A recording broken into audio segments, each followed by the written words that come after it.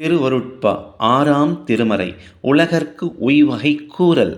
கட்டோடே கனத்தோடே வாழ்கின்றோம் என்பீர், கண்ணோடே கருத்தோடே கருத்தனை கருதீர், பட்டோடே அணியோடே திரிகின்றீர், தெருவில் பசியோடு வந்தாரை பார்க்கவும் நேரீர், கொட்டோடே முழங்கோடே கோலம் காண்கின்றீர், குணத்தோடே குறிப்போடே குறிப்பதை குறியீர், எட்டோடே இரண்டும் சேர்ந்து எண்ணவும் அறியீர், எத்துணை கொள்கின்றீர் பித்து உலகீரே.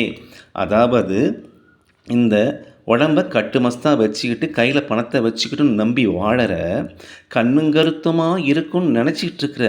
அறிவை நீ பயன்படுத்த மாற்ற, பட்டு துணியெல்லாம் போட்டுக்கிட்டு நகையெல்லாம் மாட்டிக்கிட்டு திரியிற, தெருவில் உன்னை தேடி வந்து பசின்னு கேட்டால் ஒரு பிடி சோறை போட மாற்ற,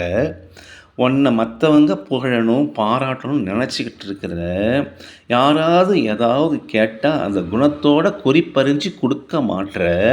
இரண்டு கண்ணையும் சேர்த்து மத்தியில் பார்த்தா ஒரு இடம் இருக்குது, அந்த இடத்தையும் அறிய மாட்ற,